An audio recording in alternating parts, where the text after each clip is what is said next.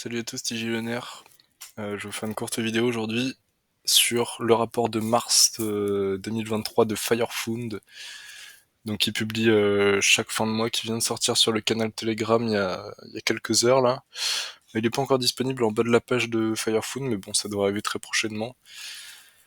Donc pour ceux qui savent pas, vous pouvez les retrouver tout en bas du site Firefound Finance, donc le protocole d'investissement que j'avais présenté dans une de mes vidéos.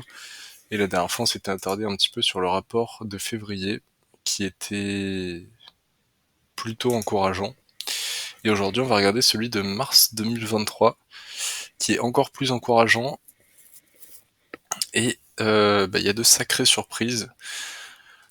Donc, on retrouve comme d'hab les pages de présentation au début, et page 3 directement. Donc on voit qu'ils ont fait un airdrop Arbitrum, il y a eu 3 gagnants, donc voilà, qui étaient dans le canal Telegram. Ça c'est un plus, mais cette page elle nous dit quoi surtout? Elle nous dit que le protocole va être lancé sur les blockchains Polygon, Arbitrum et Phantom avec donc le 7 avril, hein, donc dans 4 jours actuellement. Il fallait que le contrat dépasse 500 000 en valeur et on doit être à 503 000 à l'heure où je vous parle. Donc là, en l'occurrence, sur ces blockchains, ce sera plus du BUSD, donc un stablecoin, ce sera du Wrapped Phantom pour le Phantom, du Wrapped Arbitrum pour le blockchain Arbitrum, et du Wrapped Matic pour Polygon. Pourquoi ce choix? Je ne sais plus, mais visiblement c'était pour des soucis de développement. Ensuite, on a la page de résumé. Donc j'ai repris l'ancienne, celle du mois d'avant, pour qu'on fasse un petit comparatif, mais en gros, donc on a pris 200 000 sur le total stacké, pardon. Il reste 440 000 sur le contrat. Donc là, on est à peu près sur les mêmes ratios. Ils ont généré 71 000 de profit, là où le mois d'avant, ils avaient généré 14 000. Je devrais peut-être les mettre à côté, ce serait peut-être plus pratique. Pof. Ce mois-ci, ils ont généré 1,53% d'APR en moyenne, donc un peu plus que le mois d'avant. Et ils ont bien sûr augmenté ce qu'ils prêtaient en DeFi, et on verra après qu'ils ont même profité de plusieurs petits soucis qu'il y a eu en DeFi ces derniers temps. Donc pour ça, c'est encourageant, hein. Le contrat continue à grandir. Ils ont généré de meilleurs rendements ce mois-ci, qui s'approchent plus de ce qu'ils ont besoin pour couvrir les investissements et les récompenses aux investisseurs. Donc c'est encourageant pour ce mois-ci, plus que le mois dernier. Voilà, là ici on a un petit récapitulatif. Le protocole a augmenté de 50% et il y a 27% de plus de membres. Donc ça veut dire que les gens investissent de plus en plus d'argent, mais il n'y a pas forcément plus d'investisseurs. Mais les investisseurs ont de plus en plus conscience. C'est ce que j'en conclurai à titre personnel. Ensuite, on a un petit récapitulatif de tous leurs investissements. Alors là, c'est un petit peu dur à lire. Bon, ici, on a un tableau sur le temps, sur janvier, février, mars. On voit ce qu'on a sur le contrat, le total stacké, leur trésorerie personnelle générée grâce aux frais, le net profit, le yearly APR extrapolé bien sûr. Donc on voit que là c'est très très bon, leur meilleur depuis janvier. Et qu'est-ce que ça nous dit là? Alors ce qui est dommage c'est qu'il l'ait mis au tout début, alors qu'il y a des choses desquelles on parle ensuite. D'ailleurs je vais y revenir à la fin pour que vous puissiez mieux comprendre. Donc là ce qu'il nous dit, voilà, c'est un petit camembert pour savoir où sont les fonds. Donc on a 48% qui sont en lending, où ils font du levier potentiellement, donc ils prêtent, ils empruntent, ils prêtent, ils empruntent, ils reprêtent, enfin bon, des mécanismes pour générer un peu plus de rendement avec un peu moins d'argent. Ils font du trading avec 20% des fonds, et on a désormais un business, des business même, dans le real world comme ils disent, donc dans le monde, hein, pas que la blockchain, ils s'investissent aussi dans d'autres domaines que l'on verra tout de suite. Voilà, voyez-moi ces magnifiques Crofel dont je ne connaissais même pas le nom. Donc visiblement, ils ont ouvert un business qui vend donc ces Crofel et ces Dorilocos.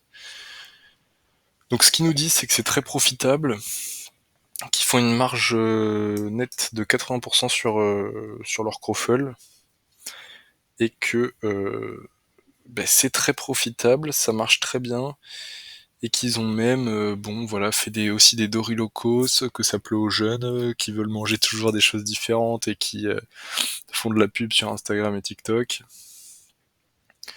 Donc voilà, pourquoi pas, hein, si ça marche et qu'ils sont prêts à gérer ça, c'est très bien. Donc on voit là le FNB, c'est quoi? C'est Food and Beverage, je crois. Voilà, et donc là on voit que il prévoit le ROI du Food and Beverage une fois que le contrat sera à 1 200 000. Donc bien sûr, si comme ils disent là, ils extrapolent le montant qu'il y aura sur le contrat par rapport à ce qui est déjà fait. Donc ça peut tout à fait aller moins vite, comme ça peut aller plus vite. Et ils disent également que ça prend en compte le fait que les investisseurs retirent environ 8,5% par mois, qui est donc la moyenne actuelle, et que eux, donc, ils retirent 10% du contrat seulement par mois, sachant qu'ils ont le droit de le faire par semaine, mais ils prennent en compte seulement 10% par mois, sachant que les mois où il y a une croissance énorme, ils n'ont pas besoin de faire ça. C'est ce qu'ils nous disent, except during unexpected growth. Voilà. Bon, ce que ça nous dit aussi, c'est que à partir de 2 millions sur le contrat, ils vont commencer à réinjecter 15% de ce qu'ils font en trading. Ah non, c'est une fois arrivé à 1,5 million, ils remettront 15% de ce qu'ils font en trading sur le contrat pour assurer les retraits des utilisateurs. Donc pourquoi pas. Et on arrive aussi sur un magnifique schéma. En fait, je dis ils auraient, vous allez voir pourquoi, mais ils ont fait construire 3 villas résidentielles, donc ils ont acheté les terrains, ils ont fait faire par un architecte, et ils vont les faire construire. Et ce qu'ils nous disent, c'est que déjà, alors je sais plus exactement, take a year to complete, donc ce sera prêt seulement au bout d'un an, mais qu'ils peuvent espérer un profit potentiel de 85%, ce qui paraît relativement énorme. Bon, certains experts en ont discuté sur le Telegram et apparemment ce serait possiblement faisable, donc bien évidemment pas dans une grosse ville, mais plutôt dans des coins un peu reculés, où les terrains sont très demandés, où les logements sont très demandés. Donc j'ai pas d'exemple particulier, mais pourquoi pas, je crois en leur projet. Et donc ça prendrait 3,5 ans pour faire un retour sur investissement si c'était loué en Airbnb. Donc voilà, après ils disent ils pourront faire un mix location et vente. Enfin bon, je pense qu'ils s'adapteront après en fonction de la situation, de ce qui se passe sur le contrat et où ils en sont par rapport à ça. Bon voilà, globalement c'est ce que ça nous dit, hein, qu'il y a plus la main là-dessus que sur des actions ou des obligations par exemple, donc c'est très pratique, qu'ils peuvent les améliorer à souhait. Donc pourquoi pas. Et ensuite, bon, je vais pas m'attarder sur ce qu'ils ont en DeFi, hein, puisque globalement ça change pas beaucoup. Toujours des jetons en lending sur des protocoles, sur des gros protocoles. Et des ratios plutôt bien gérés. Alors, il y avait quelque chose d'intéressant aussi. Ils disaient qu'ils avaient profité des stabilisations qu'il y a eu dans la crypto. Pom pom pom pom.